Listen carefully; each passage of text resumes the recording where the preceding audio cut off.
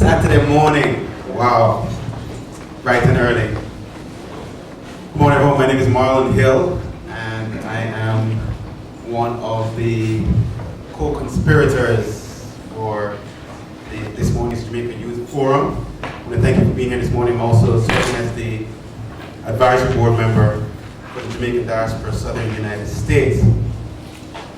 The Jamaican Diaspora, you have your registration package there. I won't go through an extensive discussion, but basically in 2004, the government of Jamaica and the private sector convened a diaspora conference in Jamaica. Over 250 delegates attended from all over the world, primarily the UK, United Kingdom,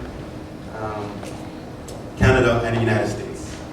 At that conference, 250, and then at that conference, they decided that June 16th will always be celebrated as Jamaican Diaspora Day, and a conference will be held every 2 years. So in 2006, the last conference was held. In 2004, also, delegates who attended the conference appointed 7 advisory board members, 3 from the United States, 2 from the United Kingdom, and 2 from Canada.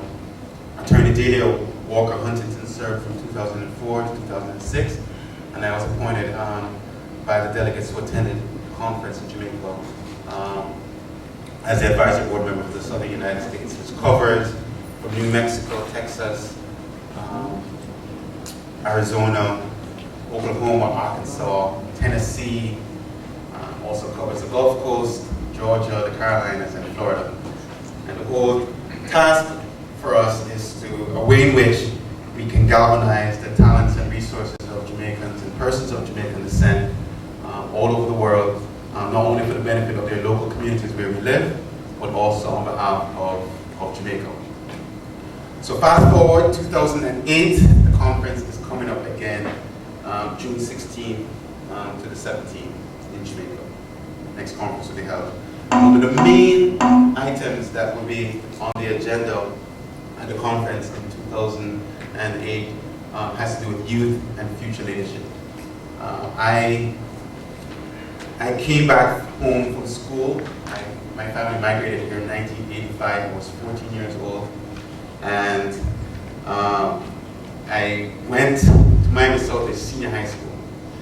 And when I went there, I was a year younger than everyone else. And the principal said to my mom, "You know, Mrs. Hill, your son, you're younger than everyone else. He, doesn't have the qualifications." She said, "The qualifications?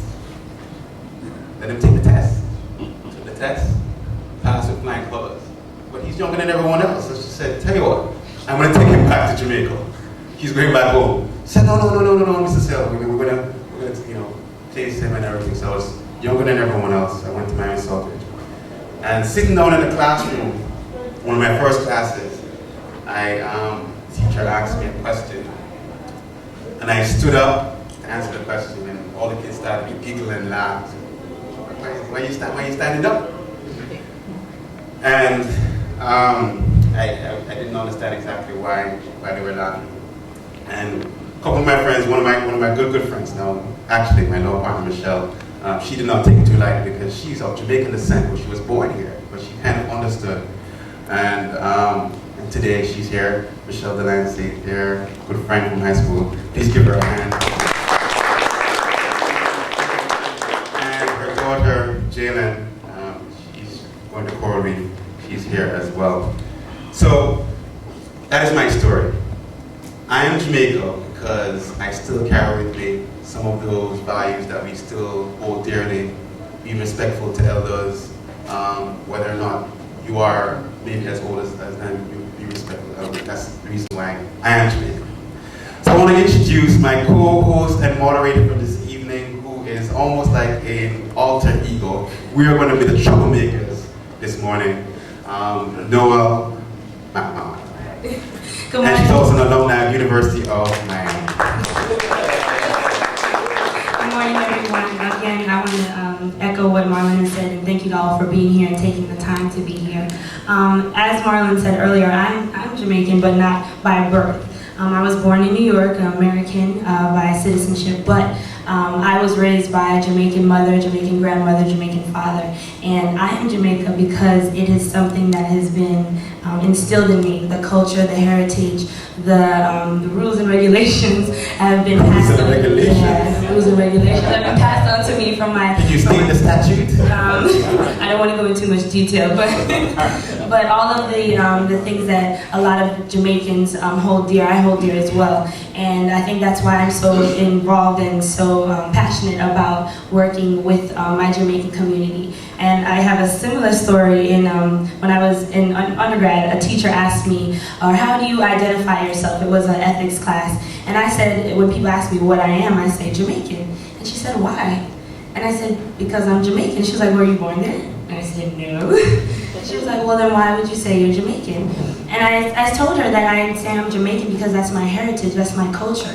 I'm proud to be an American, but at the same time, I'm also proud to be of Jamaican descent. So I like to merge the two worlds and say I'm a Jamaican now. So all my Jamaicans out in the audience, look up to you too. But again, thank you all for being here. Just a few ground rules. This morning is a conversation. We're going to be instigating and pushing you into the conversation. It's not a presentation, even though you're in an auditorium educational. I'm the person who is responsible for overseeing our well-being here in the Southern United States. On behalf of the government of Jamaica, I would like to give a warm welcome to our Consul General, Honorable C.P. Ricardo Alec.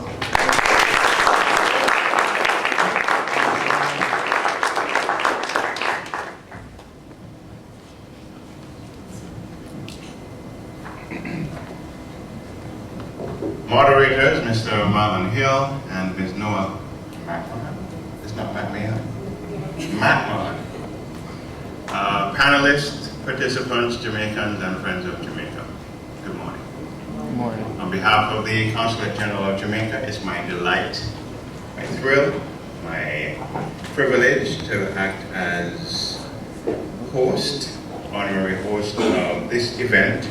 The Jamaica Youth Forum being held here at the University of Miami under the title Shaping Our Future, One Aim, One Destiny. What a fabulous title. What a great day this is going to be of dialogue between us.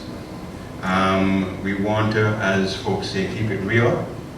And so I'll continue along the lines of Mr. Hill and speak to you from my heart and honestly with you rather than from a prepared text. My wife and I have a friend who is a PhD in music. She's African American and she's one of the foremost violinists in the United States. And she told us recently that a study had been done which indicated that of all the nationalities there were, the two that had the greatest capacity for musicality and had the greatest affinity in that respect were Jews in this world and Jamaicans. And I thought to myself this morning as I was on the way over here, that really isn't the only commonality that we have. This whole idea of diaspora really began as a concept with the scattering of the Jewish nation when Jerusalem was destroyed in AD 70. And for 2,000 years, practically, they wandered the face of the earth. They were in every corner and were only able to declare for themselves the new nation of Israel in 1948. So up until that time, they had no connection really to